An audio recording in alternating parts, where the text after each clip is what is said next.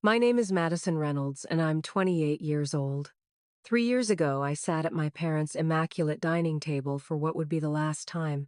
The crystal glasses, clinked silverware gleamed against bone china, and my heart pounded as I prepared to tell them my decision.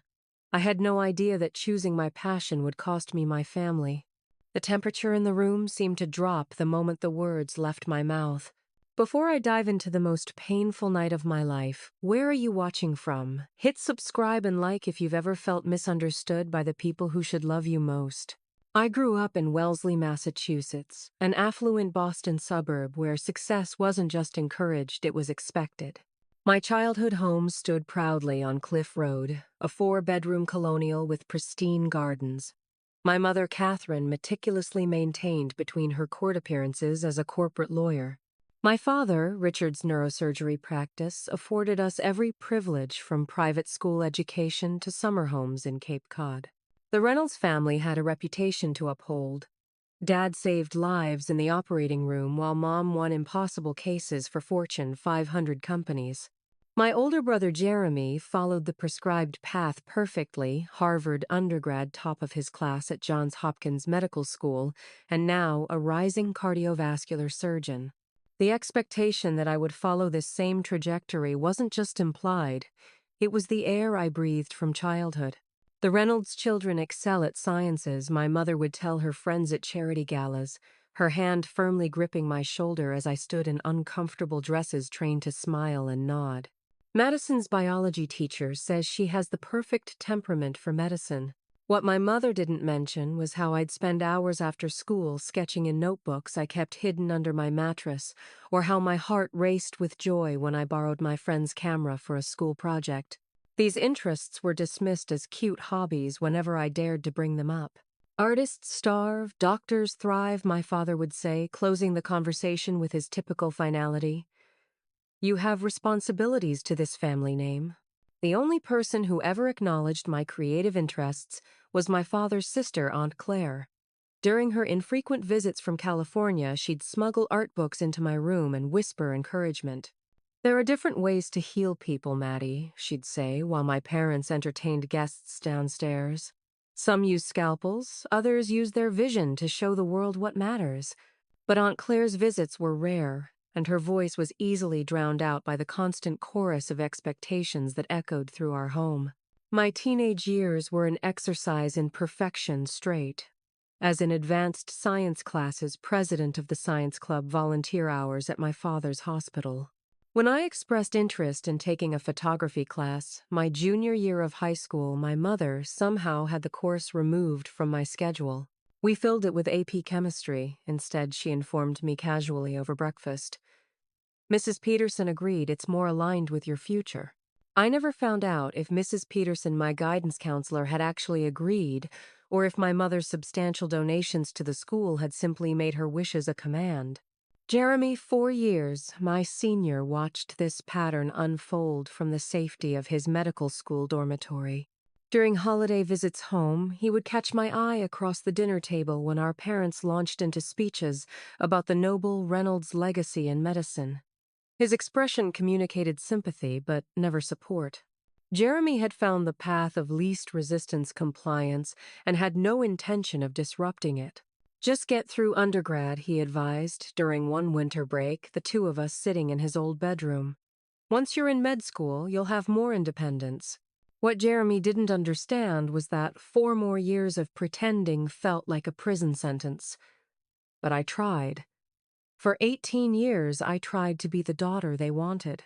There was a brief rebellion my sophomore year at Boston University. I signed up for a black and white photography course and considered switching my major from pre-med to visual arts.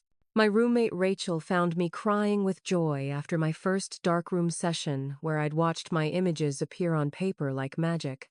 Within days, my father had somehow discovered the course registration and appeared unannounced at my dorm room. His unexpected visit came with the devastating news that my college fund would be reconsidered if I continued to waste time on frivolous pursuits. The unspoken threat was clear: conform or be cut off. I dropped the photography class the next morning. The following years became an exercise in emotional suppression. I excelled at biology and chemistry on the surface while dying inside. I joined pre-med organizations, shadowed physicians, and built the perfect medical school application my parents expected. The perfect facade hid the growing emptiness inside me. The turning point came during my senior year at Boston University. Required to fulfill one final elective credit, I registered for digital photography and journalism during the time slot when my parents believed I was taking an advanced pathophysiology seminar. This small act of rebellion felt simultaneously terrifying and exhilarating. Professor Diana Walsh was unlike any teacher I'd ever had. A former National Geographic photographer with wild silver hair and hands covered in ink stains, she saw through my carefully constructed facade during the first critique session. "There's real emotion in your composition, Reynolds," she said, examining my photos of homeless veterans outside the VA hospital. "But you're still hiding. What are you afraid of?" The question hit like a physical blow. What wasn't I afraid of disappointing my parents? Losing financial support. Failing at the one thing that actually made me feel alive. Over the next months, Professor Walsh became my mentor and confidant. She let me use the department's cameras after hours and taught me techniques far beyond the scope of our introductory class. Under her guidance, I developed a portfolio focusing on human connection and disconnection themes that unconsciously reflected my own isolation within my family. "You have a unique perspective," Diana told me one evening as we reviewed my latest shots. "Your understanding of human vulnerability could save lives in a different way than your father's scalpel." With her encouragement, I began a double life. To my family, I was diligently studying for the MCAT and preparing medical school applications. In reality, I spent every free moment building my photography skills and portfolio. I converted my apartment bathroom into a makeshift darkroom when my roommates were out. I spent food, money on memory cards and lens rentals. Each small sacrifice felt worth it when I was behind the viewfinder. My closest friends, Natalie and Ryan, were the only ones who knew about my photography and supported my growing passion. They covered for me when my parents called during shooting sessions and helped me maintain the increasingly complicated web of lies. "You can't live for your parents forever," Natalie said one night after I'd canceled yet another photo opportunity because my mother had unexpectedly come to town. "At some point, you have to choose yourself." The universe forced that choice sooner than expected. Professor Walsh secretly submitted my portfolio to the Emerging Visual Journalists competition sponsored by National Geographic. I knew nothing about it until she called me, voice bubbling with excitement, to announce I'd not only won the student division but had been offered a junior photographer position with the magazine. "They want you in Washington next month," she said. "This is the opportunity of a lifetime, Madison." The position would require immediate relocation to D.C.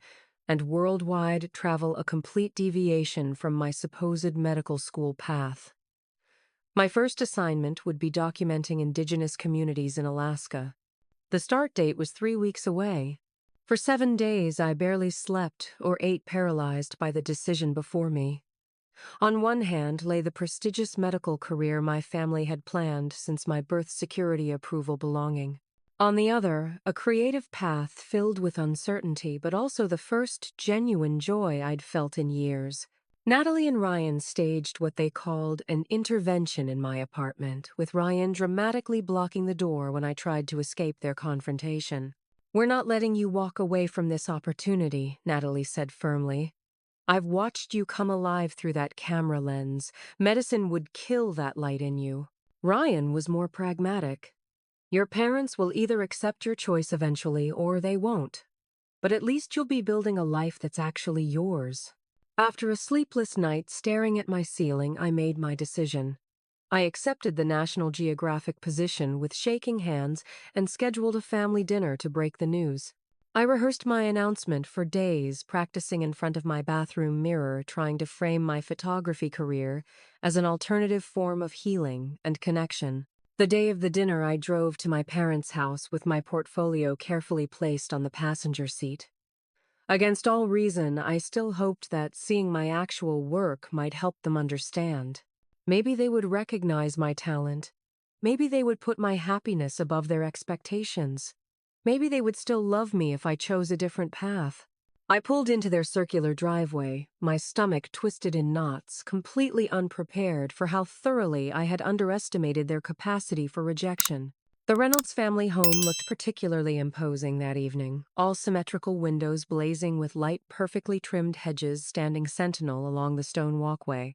I sat in my car for 10 extra minutes, practicing breathing exercises and gathering courage before retrieving my portfolio from the passenger seat. My mother opened the door before I could ring the bell, her crisp navy dress and pearl earrings signaling this was no casual family meal. The familiar scent of her Chanel perfume mixed with roasting meat as she air-kissed my cheek. "You're late," she said, checking her watch. "Everyone's already here." Everyone I had expected, just my parents and possibly Jeremy. As I stepped into the marble foyer, my heart sank. My brother Jeremy and his wife Amanda were arranging appetizers on the dining room table while my father's sister, Aunt Beth, and her husband circled with wine glasses. Most surprisingly, my cousins, Mark and Stephanie, both successful physicians, were engaged in conversation with my father by the fireplace. This wasn't a family dinner. It was an ambush. "There she is," my father called, with unusual enthusiasm. "The future Dr. Reynolds has arrived." My mother steered me toward the kitchen under the guise of helping with final dinner preparations. Away from the others, she lowered her voice. "Your father called Johns Hopkins today. His colleague Dr. Winters is on the admissions committee and has agreed to give your application special consideration. Isn't that wonderful news?" The knife of guilt twisted deeper. They had been pulling strings without my knowledge, calling in favors, paving my way into a future I no longer wanted.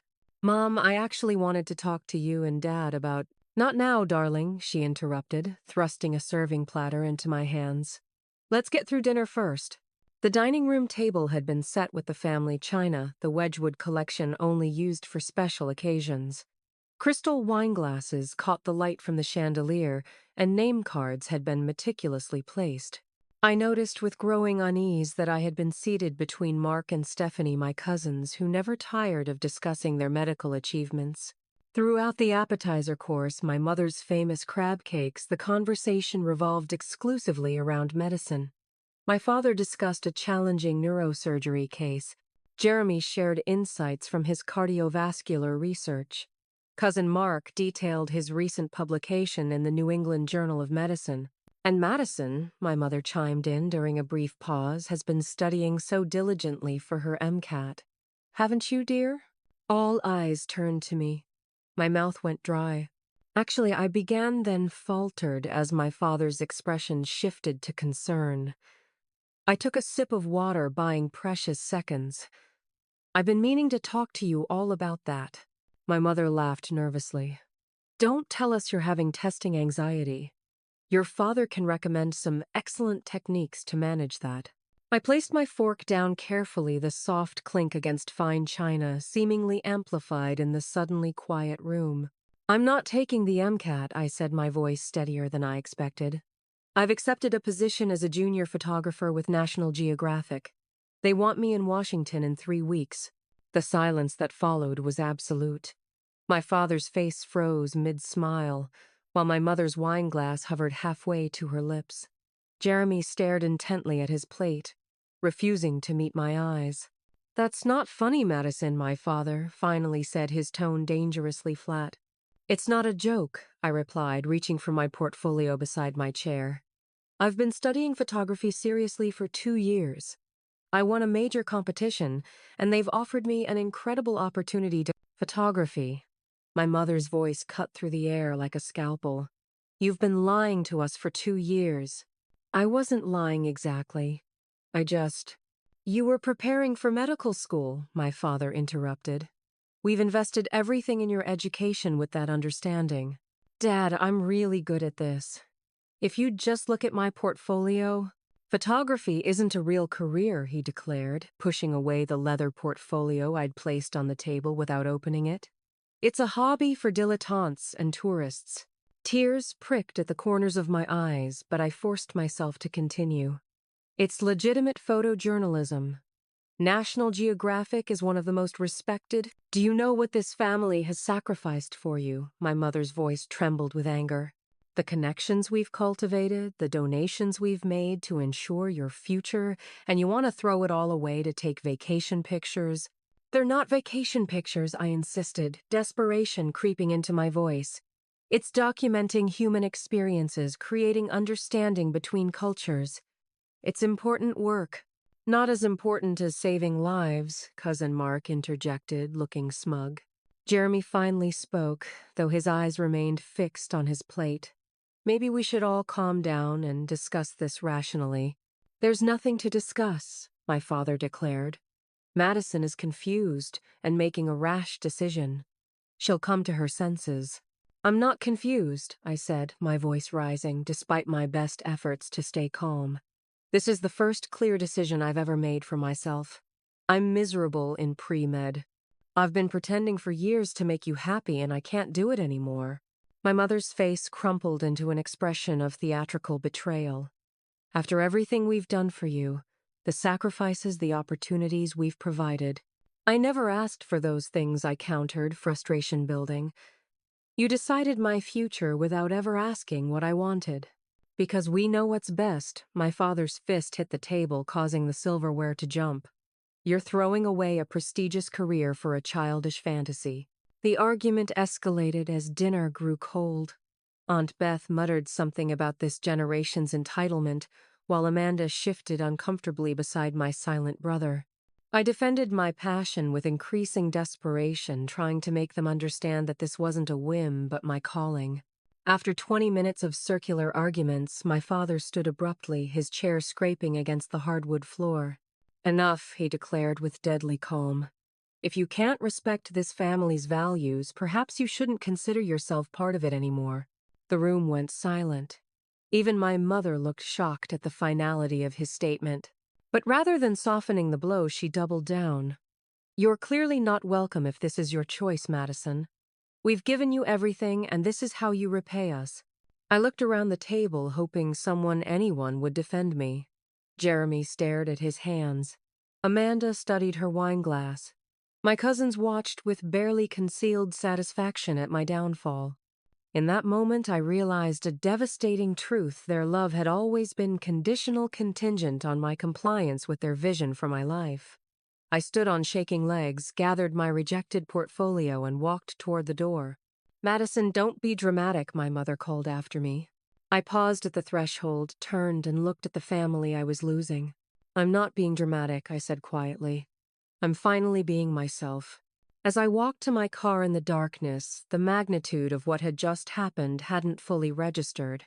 I had no home left. My family had made it clear I was not welcome anymore. The first night after being disowned was a blur of tears and disbelief. I drove aimlessly through Boston's streets for hours, my mind replaying the horrific dinner scene on endless loop. Around midnight, I called Natalie, barely coherent through my sobs. I'll put sheets on the couch, she said immediately. Come over now. I arrived at Natalie's small Somerville apartment with red-rimmed eyes and trembling hands. She opened the door in her pajamas, took one look at my face, and pulled me into a fierce hug. They threw me away, I whispered into her shoulder. Just like that. 28 years of being their daughter, and they threw me away over one decision. Natalie guided me to her worn couch, where she'd prepared a makeshift bed. They didn't throw away a daughter, she said, handing me a mug of tea. They threw away their control. There's a difference. I spent that night cycling between restless sleep and sudden bouts of panicked waking. Each time I drifted off, I'd jolt awake with the crushing realization I was homeless, familyless. The foundation I'd built my identity upon had crumbled completely. Morning brought no relief. I checked my phone to find no calls from my parents or Jeremy, just a text from my mother that made my stomach clench. When you're ready to apologize and reconsider this foolishness, we can discuss your return to the family. No expression of love. No concern for my welfare. Just conditional terms for reinstatement. I still have things at their house, I realized aloud as Natalie made coffee. My childhood photos, important documents, clothes. We'll get them, she promised. Ryan has a truck. We'll go when they're not home. The practical implications of estrangement hit in waves over the following days. I had been on my parents' health insurance plan. My tuition had been paid directly from their accounts. The modest savings I had accumulated from part-time campus jobs wouldn't last long. The National Geographic position paid entry-level wages enough to live on, but not enough to immediately secure housing in expensive Washington, D.C. 3 days after the dinner, Ryan drove us to my parents' house in his pickup truck. I'd called Jeremy to confirm our parents would be at their respective offices. He sounded uncomfortable on the phone, but agreed to leave the garage code unchanged for one more day. "I'm sorry about all this, Maddie," he said awkwardly before hanging up. "I wish it had gone differently." "But not differently enough to stand up for me," I replied, met with silence before the call ended. Entering my childhood home through the garage felt like a burglary, though we were retrieving my own possessions. The house stood silent, and imposing family photos lining the hallway carefully curated images of Reynolds' success and unity. I noticed with a pang that several frames that had once held my photos were now empty. My bedroom door was ajar. Pushing it open revealed a space already in transition. The bookshelves had been cleared, my desk emptied. Exercise equipment had been stacked in one corner, and a paint color sample had been taped to the wall. Less than a week, and they were already converting my room into a home gym. "They're erasing me," I whispered as Ryan and Natalie exchanged concerned glances. We worked quickly, filling boxes with whatever remained of my belongings. In my closet, I found a box of childhood memorabilia I'd kept hidden, early photographs I'd taken with disposable cameras, art contest ribbons I'd never shown, my parents' journals filled with dreams and ambitions I'd been afraid to voice. "Madison, we should hurry," Natalie urged, keeping watch by the bedroom door. As we carried the final boxes to Ryan's truck, I passed my mother's study and noticed something in the wastebasket: torn pieces of photographs. Kneeling down, I pieced together fragments of my high school graduation photo deliberately destroyed. Ryan gently pulled me away. "Come on, this isn't healthy." The drive away from my childhood home felt surreal, like leaving a museum dedicated to a life I'd never fully inhabited. The boxes in Ryan's truck bed contained the physical remnants of Madison Reynolds, but I hardly recognized the person those possessions had belonged to. The weeks that followed were a patchwork of temporary solutions. I slept on Natalie's couch, then Ryan's spare room, then another friend's pull-out sofa. I lived out of suitcases and cardboard boxes, my existence reduced to transient impermanence. Depression enveloped me despite the excitement of my upcoming National Geographic opportunity. I would wake in unfamiliar rooms, momentarily forgetting the rupture before reality crashed back. I lost weight. My hair started falling out in clumps. I cried in shower stalls and parked cars where no one could hear me. The foundation I'd been standing on had been ripped away, and I was falling through empty space with nothing to grasp. 2 months after being disowned, I was in Washington, D.C., living in a tiny studio apartment I could barely afford.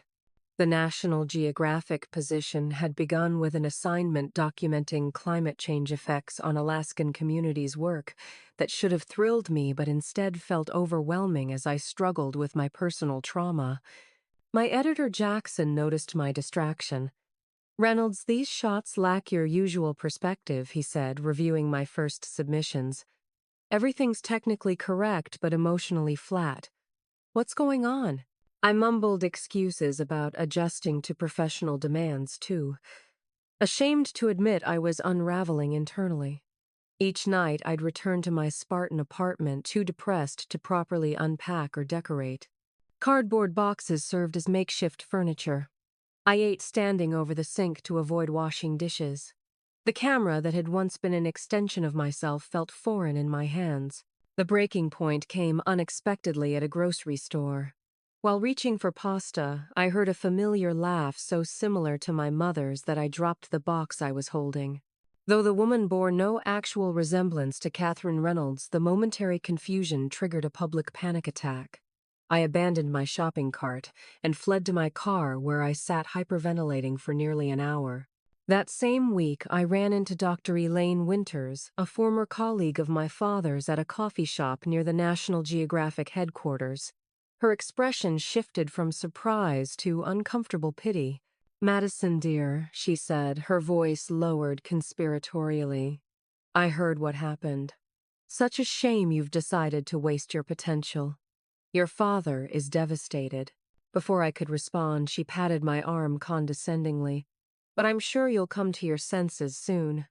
The Reynolds family has always been medicine. This photography phase will pass." The humiliation burned as she walked away.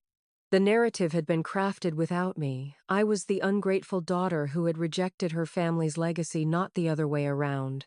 My work continued to suffer. Jackson assigned another photographer to accompany me on field shoots, a professional babysitter I hadn't earned but clearly needed.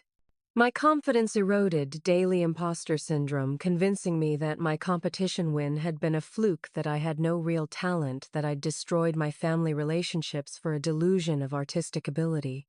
One particularly dark night in November, I sat on my bare mattress with my phone in hand, my father's number on the screen. One call could potentially end this nightmare. I could apologize, rescind my career choice, reapply to medical school. The familiar prison of parental expectations suddenly seemed preferable to this painful freedom. My thumb hovered over the call button for nearly an hour before I finally set the phone aside, curled into a ball, and sobbed until exhaustion claimed me. As Thanksgiving approached, social media became torture. Former classmates posted family gathering photos. Jeremy shared images of the traditional Reynolds holiday dinner, my mother's perfect table setting, my father carving the turkey, extended family gathered in apparent harmony. No empty chair acknowledged my absence. I had been seamlessly excised from the family narrative. Jeremy sent a text that evening. "Thinking of you today. Hope you're doing okay." The weak gesture only deepened my isolation. He was unwilling to challenge our parents, but wanted absolution for his complicity. December brought the first real winter chill to D.C., and the lowest point of my depression. I missed a crucial work deadline, showing up a day late for an assignment, because I'd spent 24 hours in bed, unable to summon the energy to move. Jackson called me into his office for a formal warning. "I took a chance on you because I believed in your talent," he said, visibly disappointed. "But talent without reliability is worthless in this industry." Christmas Eve found me alone in my apartment, surrounded by takeout containers and unwashed laundry. A small artificial tree, purchased in a desperate attempt at normalcy, stood undecorated in the corner. My phone remained silent.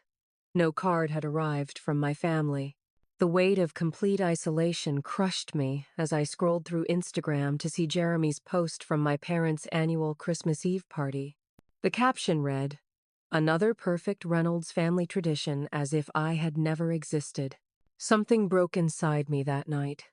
I sat on my bathroom floor at 3 a.m., sobbing so hard I could barely breathe, questioning every decision that had led me here. I had lost my family, was failing at my dream career, and had no idea who I was anymore. In desperation, I called the one person who might understand Aunt Claire, my father's rebellious sister, who had been somewhat estranged from the Reynolds family for pursuing a frivolous career in art gallery management. "It's all falling apart," I cried when she answered. "I've ruined everything. I don't know who I am without them." "You're exactly who you've always been," she replied firmly. "You're just finally meeting yourself without their expectations as a filter. And I'm catching the first flight to D.C. tomorrow morning." Aunt Claire arrived on December 26th, sweeping into my dismal apartment with the energy of a benevolent hurricane. She took one look around at the unwashed dishes, unopened boxes, and general disarray, and set her suitcase down decisively. "Right," she announced. "First we clean, then we talk." For the next 3 hours, she directed our efforts with military precision. We scrubbed surfaces, organized belongings, and transformed my apartment from a depression den into something approaching a home. She unpacked my cameras and arranged them prominently on a shelf rather than hidden in their cases. Tools should be displayed, not buried, she explained, positioning my favorite lens in the sunlight. Remind yourself daily of what you love. That evening, over Thai takeout, Aunt Claire shared what I hadn't known about my family's history. Your father and I grew up under the same tyranny of expectations, she revealed. Our father, your grandfather, was even more rigid than Richard is now. When I chose art over medicine, I was cut off completely. Didn't speak to your grandfather for 7 years before his death.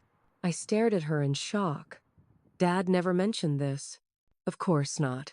It doesn't fit the perfect Reynolds narrative. She set down her fork. Madison, what you're experiencing isn't new. It's generational trauma being passed down. Your father is repeating what was done to him, and he's just as wounded as you are, though he'd never admit it.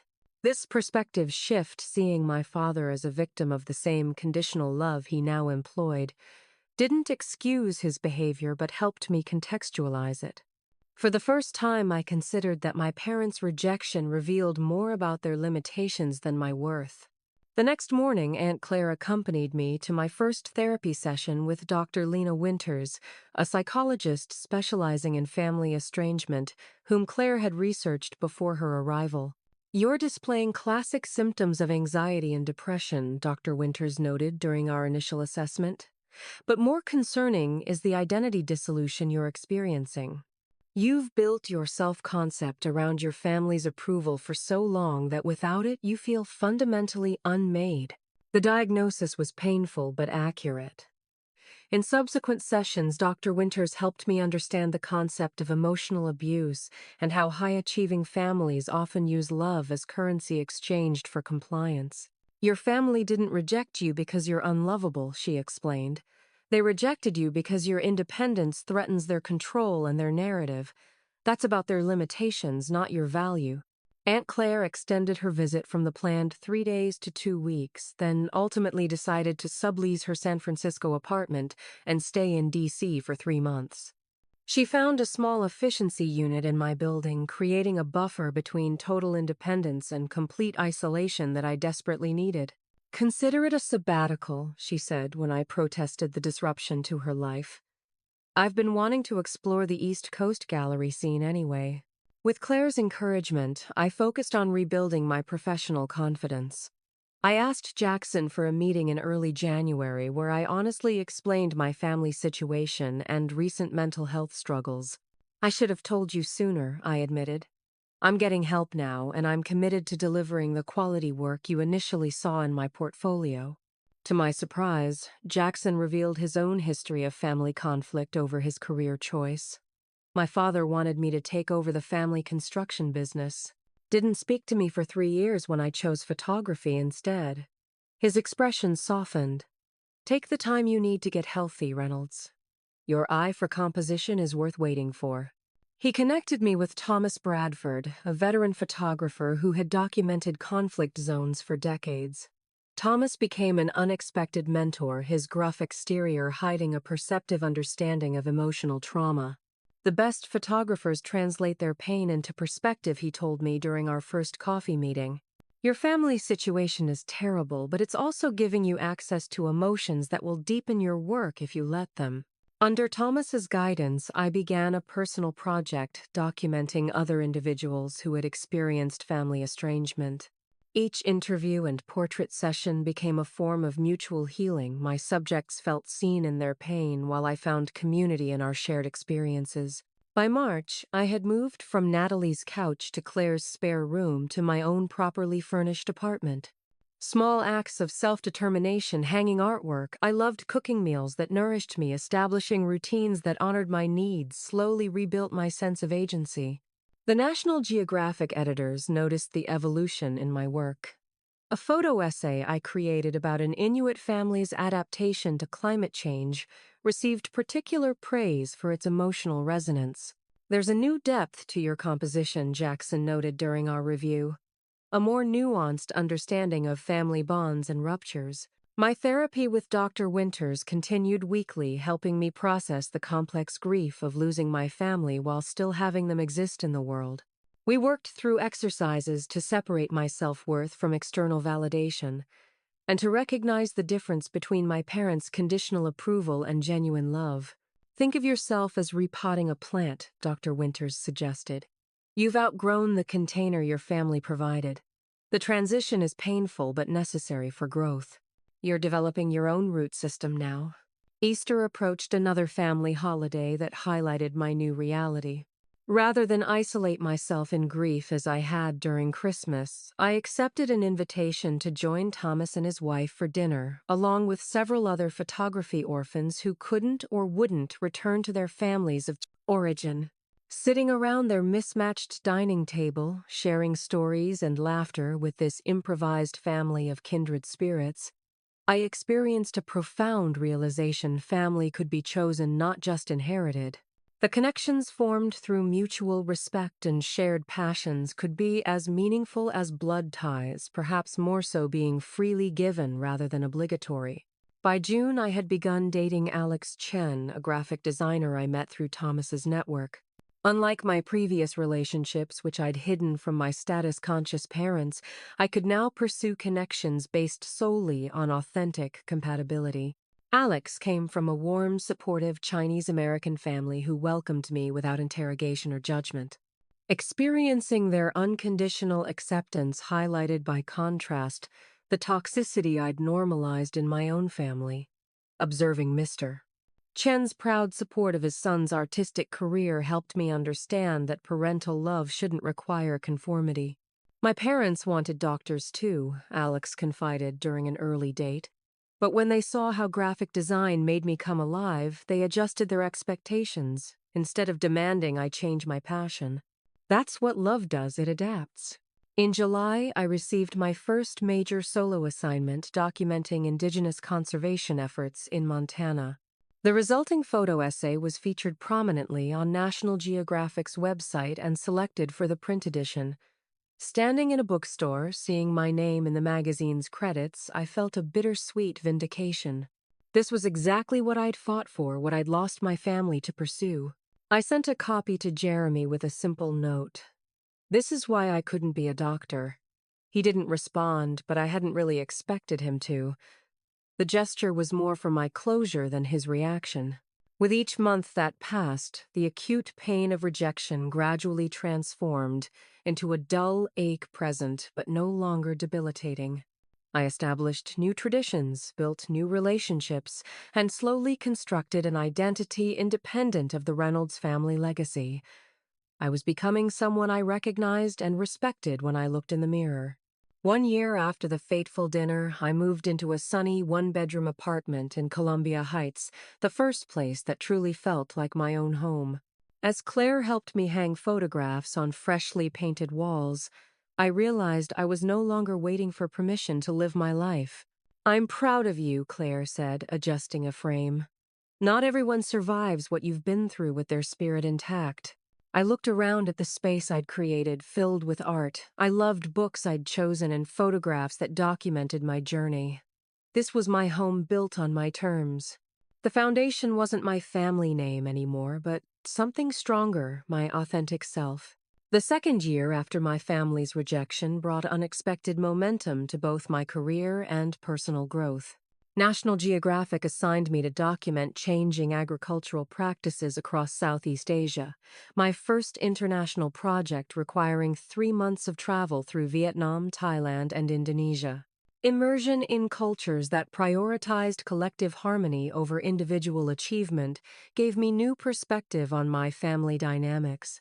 In a remote Vietnamese village, an elderly rice farmer invited me to photograph his family's harvest celebration. 4 generations worked together, each person's contribution valued, regardless of status or education. "In America, success means becoming doctor or lawyer," he asked through my interpreter, his weathered face curious. "For some families, yes," I replied. He nodded, thoughtfully. "Here, success is harmony. Better to have happy fisherman's son than miserable doctor-daughter." His simple wisdom resonated deeply. I captured the joy on his granddaughter's face as she learned traditional harvesting techniques education valued for its own sake, not as a path to status or wealth. The photos from that village became the centerpiece of my first major photo essay, Harvesting Harmony, which National Geographic featured as their July cover story. Seeing my name on the iconic yellow border felt surreal, a dream manifested through pain and perseverance. Within weeks, the photojournalism community took notice. My inbox filled with congratulatory messages from photographers I'd admired for years. Photography websites requested interviews. A prestigious gallery in New York inquired about exhibiting selected images from the series. "This is just the beginning," Jackson told me during our post-publication review. "You've found your voice. Now use it." The financial stability that came with recognized work eased the practical challenges of independence. I paid off the credit card debt accumulated during those early desperate months and started building savings. I upgraded my equipment, investing in professional lenses I'd once only dreamed of owning. While my career flourished, therapy with Dr. Winters continued to untangle the psychological knots my upbringing had created. We worked through my perfectionism, fear of failure, and the lingering belief that I needed to justify my existence through achievement. "Notice how you still measure your worth by your productivity," she pointed out during a session following my cover story success. "The attention validates your choice to leave medicine, but external validation is still driving your self-concept." She was right. I'd replaced my parents' approval with the industry's applause, a healthier source of validation, perhaps, but still external. "What would it feel like," she asked, "to take pleasure in photography even if no one ever saw your images?" This question launched months of internal exploration. I began taking photographs purely for myself. Images I never shared or published, moments captured solely for the joy of seeing. This practice of creative privacy gradually helped me separate my identity from both family expectations and professional recognition. Nearly 18 months after the family dinner, Jeremy unexpectedly reached out. His text was brief. "I'm in D.C. for a medical conference next week. Coffee." We met at a quiet cafe near my apartment. His familiar face, so like our father's, triggered a complex wave of emotions: anger, longing, residual betrayal. "You look good," he said awkwardly. "I saw your National Geographic cover. Congratulations." "Thanks," I replied, unsure what else to say. The brother who had once been my closest ally now felt like a polite stranger. Jeremy stared into his coffee. "I should have defended you that night," he finally said. "I was a coward." The acknowledgement unlocked something in my chest. "Yes, you were. I thought they'd calm down eventually, that they'd miss you enough to reconsider," he continued. "But they just erased you. It was like watching them construct an alternate reality where you never existed." "I know exactly what that's like," I said quietly. "I lived it." Our conversation continued for hours, Jeremy gradually revealing the dysfunction that continued in the Reynolds home. My father had forbidden my name from being mentioned. My mother had removed all family photos that included me. When relatives inquired about my absence, they received vague explanations about my taking some time to find myself. "Amanda and I have been talking about moving west," Jeremy confided. "Get some distance. Start our own family away from their influence." "You should," I told him, "before their expectations become your prison too." We parted with a tentative plan to stay in touch, not as close siblings immediately, but as adults cautiously rebuilding a relationship independent of our parents. It was a small reconnection, but significant in its honesty. 2 years after being disowned, I met Alex's parents during their visit to Washington. Mrs. Chen embraced me warmly, then held me at arm's length to study my face. "You have photographer's eyes," she declared. "Always watching, always seeing."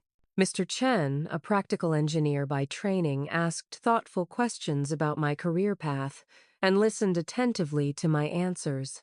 Their genuine interest in my work without judgment or comparison felt like a revelation. "Come visit us in San Francisco anytime," Mrs. Chen insisted as they departed.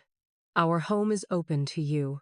The casual offer of family inclusion brought unexpected tears. Alex squeezed my hand, understanding the significance without explanation. My relationship with Alex deepened, gradually built on mutual respect and shared creative values. Unlike previous relationships, where I'd hidden parts of myself to maintain approval, I allowed Alex to see my weaknesses, fears, and lingering family wounds. "I'm still a work in progress," I warned him one evening in my apartment. "We all are," he replied, his expression gentle. "That's kind of the point." As my confidence grew both professionally and personally, I developed a signature style focusing on human connection across cultural divides. My photo essay, Divided Tables, documenting family estrangement through the lens of shared meals, won the prestigious Lang Taylor Prize for documentary photography. The recognition brought media attention, including a profile in The Atlantic that directly addressed my family situation. I spoke candidly about estrangement, breaking the silence that often surrounds family rejection. "Conditional love isn't really love," I told the interviewer. "It's control disguised as affection." The article generated hundreds of emails from readers experiencing similar family dynamics. Their gratitude for my public acknowledgement of this often hidden pain confirmed what Thomas had told me years earlier, that personal trauma could become professional perspective if properly channeled. After the article published, I received an unexpected email from my father's longtime colleague, Dr. James Werner. "Your Atlantic interview moved me deeply.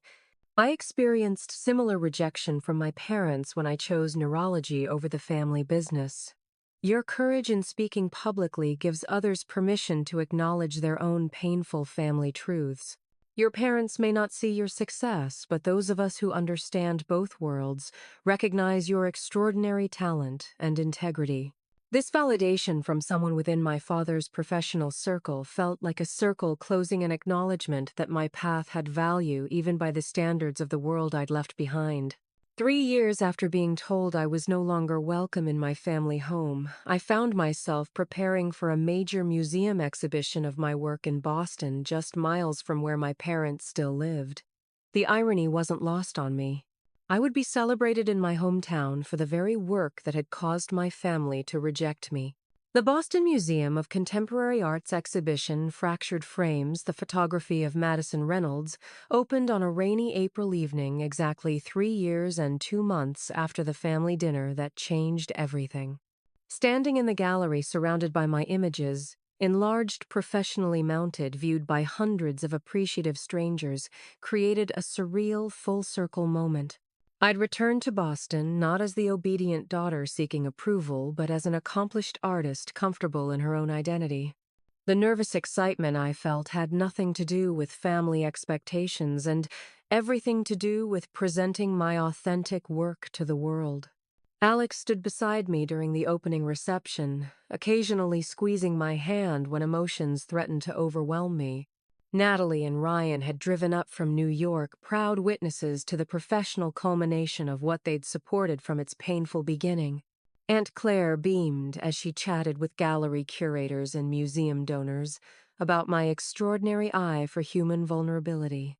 I'd sent formal invitations to my parents and Jeremy, not expecting attendance but needing to extend the gesture for my own peace of mind. Jeremy had called to congratulate me but explained he was presenting at a medical conference in Chicago. My parents, predictably, had not responded. Midway through the evening, during a lull in conversations with attendees, I noticed a familiar figure standing alone before my largest photograph. A striking image of an elderly Japanese woman separated from her adult daughter by a glass wall in a nursing home during COVID restrictions, their hands aligned on opposite sides of the barrier. My father, Richard Reynolds, stood motionless before the photograph, his posture as rigid as I remembered. The gallery lights reflected off his silver hair and the wire frames of his glasses. He wore his standard dark suit, the uniform of Reynolds' professionalism. My heart stuttered as I debated whether to approach him. Before I could decide, Alex noticed my frozen expression and followed my gaze. "Is that?" I nodded, unable to speak. "Want me to come with you?" he offered. "No, I finally managed. I need to do this alone." Walking across the gallery floor felt like traversing an ocean. 3 years of therapy, professional success, and personal growth had prepared me for many things, but not for the complex emotions that surfaced at seeing my father in my creative space. I stopped beside him, not speaking immediately, allowing him to acknowledge my presence first. After a long moment, he turned slightly. "Madison," he said, his voice, the same measured tone I remembered from childhood dinner tables. "Dad," I replied the word, feeling strange on my tongue after so much time. "I'm surprised to see you here." He turned back to the photograph. I saw the exhibition announcement in the Boston Globe. We stood in uncomfortable silence, the ambient gallery sounds creating a buffer around our tentative reunion. "Your work is technically proficient." He finally offered the closest approximation to praise his vocabulary seemed to allow. "Thank you," I responded, neither defensive nor eager for his approval. He gestured toward the Japanese woman in the photograph. "This was during the pandemic." "Yes.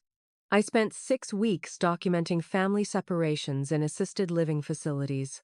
He nodded slightly. "I had patients in similar situations." Another silence stretched between us, filled with unspoken history.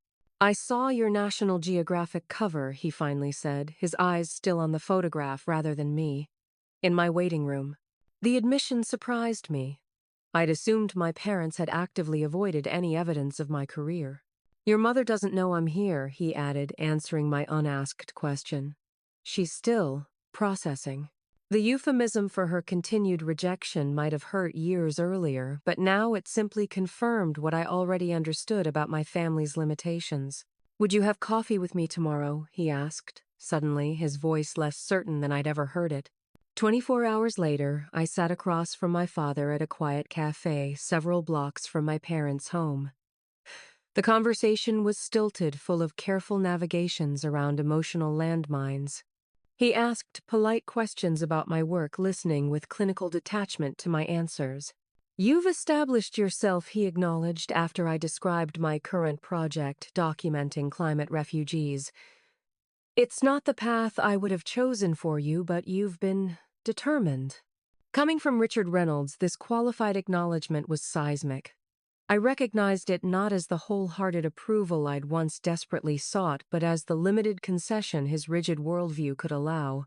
"I don't need you to approve of my choices, Dad," I said quietly. "I've learned to approve of them myself." Something flickered across his face, surprise perhaps at the confident woman who had replaced his compliant daughter. "Your mother misses you," he said after a pause, though she wouldn't admit it. "And you?" I asked, holding his gaze. He looked down at his untouched coffee. "The house is quieter." It wasn't "I miss you," or "I'm sorry," or "I love you," regardless of your career. The emotional vocabulary of Richard Reynolds had always been severely limited, but it was perhaps the closest acknowledgement of loss he could articulate. "I'm not coming back to Madison," I stated clearly, needing this boundary to be explicit. "My life is photography now. My home is in Washington."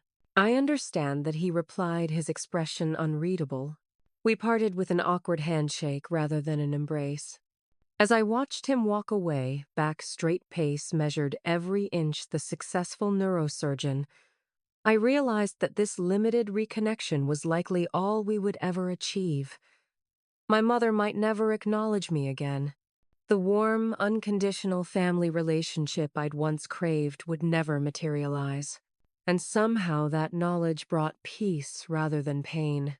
Over the following months, I maintained sporadic formal contact with my father, brief emails about professional milestones, occasional text messages acknowledging holidays. My mother remained silent, her absence a continued testament to the conditional nature of her love. Jeremy and I gradually rebuilt our relationship on new foundations of honesty and mutual respect. During a visit to Washington with Amanda, he confessed his own growing disillusionment with our parents' value system. "Watching what happened to you made me question everything," he admitted. "Amanda and I are trying for a baby now, and I keep thinking about what kind of parent I want to be. Nothing like them, that's for sure." My relationship with Alex deepened into partnership built on mutual support and genuine acceptance. During a weekend trip to the Oregon coast, where I was photographing marine conservation efforts, he proposed at sunset, presenting a vintage camera-shaped ring box containing a simple, elegant band. "I love who you are," he said, "simply not who I want you to be." We married 6 months later in a small ceremony attended by our closest friends, Aunt Claire, Jeremy, and Amanda, and Alex's warm, welcoming family. My parents' absence was noted, but no longer defined me.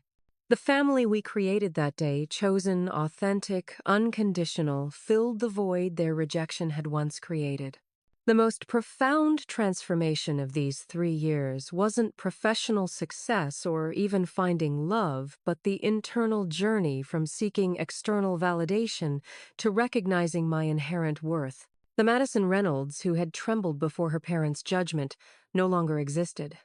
In her place stood a woman who understood that true belonging comes from authenticity, not compliance. During my last therapy session with Dr. Winters, she asked what I'd learned from the experience of family estrangement.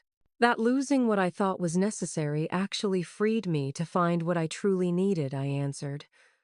That conditional love isn't love at all, but a transaction. And that family isn't always biological, it's found in connections based on acceptance rather than expectation. 5 years after being told I wasn't welcome anymore, I returned to my childhood neighborhood for a photography assignment documenting architectural preservation. I parked across from my parents' house, observing the familiar colonial structure with detached curiosity rather than emotional longing. The perfect lawn, the symmetrical hedges, the imposing facade all remained unchanged. But I had transformed completely. The home that had once represented everything I'd lost now seemed like a beautiful prison confining its inhabitants to rigid expectations and conditional connections. I didn't knock on the door or announce my presence. Instead, I took a single photograph of the house where I'd grown up, but never truly belonged, then drove away toward the life I'd built from the painful freedom of rejection. Have you ever had to choose between family expectations and your own authentic path? How did you navigate that difficult decision? Share your experiences in the comments below. If this story resonated with you, please subscribe and hit that like button. It helps others find these conversations about family identity and finding your true voice. Remember that sometimes the most painful rejections lead to the most authentic connections. Thank you for listening to my story.